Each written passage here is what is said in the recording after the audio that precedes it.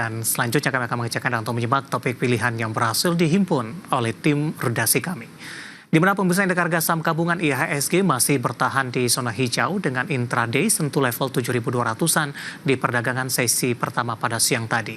Apa yang menjadi faktor penopang penguatan indeks harga saham gabungan dan sektor apa saja yang masih direkomendasikan? Mari kita simak tayangan berikut ini. Indeks harga saham gabungan atau IHSG masih bertahan di zona hijau meskipun penguatan lebih terbatas usai menyentuh level intraday tertinggi di sesi pertama di level 7.202,817.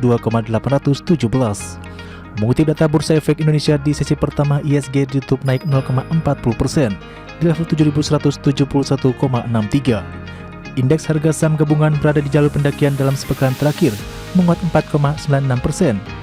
Sebulan terakhir menguat 12,06% dan year to date menguat 1,30%. Bersamaan dengan berlanjutnya tren positif IHSG, investor asing gencar melangsungkan beli bersih.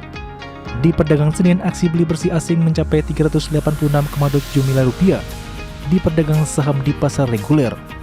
Di seluruh pasar, investor asing juga mencatat net buy hingga 368,07 miliar rupiah. Adapun investor asing mencatatkan net buy terbanyak di saham PT Bank Mandiri Persero Tbk mencapai 259,78 miliar rupiah. Namun hal ini tidak tergambar di perdagangan sesi pertama Selasa.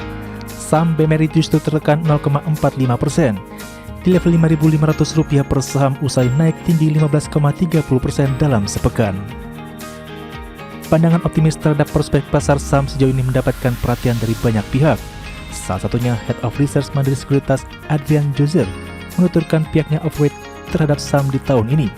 Dengan target IHSG diproyeksikan 7.150 hingga 7.600 di akhir tahun 2025. Saat ini likuiditas di pasar modal terlihat sudah cukup baik. Ada ruang untuk pemotongan suku bunga dari sisi policy rate. Di sisi lain, penjualan saham dari institusi asing maupun domestik telah mulai mereda. Selanjutnya, aturan relaksasi buyback juga membantu untuk menciptakan katalis positif dan sentimen kepercayaan dari emiten kepada pelaku pasar. Di tengah pandangan overweight terhadap saham, Mandiri Sekuritas memaparkan sejumlah sektor yang akan unggul pada tahun ini. Sektor perbankan, semen, barang konsumen, retail, teknologi, dan telekomunikasi. Sementara itu, pandangan netral disematkan untuk sektor kesehatan, otomotif, menara telekomunikasi, dan properti, serta pandangan underweight untuk sektor konstruksi, energi, dan utilitas. Sementara itu, Head of Research meraih aset sekuritas Ruli Arya Wisnubroto mengatakan Mirai masih menyukai aset emas sebagai lindung nilai dan mempertahankan Antam sebagai saham pilihan. Hal itu dasari pertimbangan performa kuartal 1 2025 yang kuat dan potensi berlanjutnya penguatan harga emas. Berbagai sumber untuk IDX News.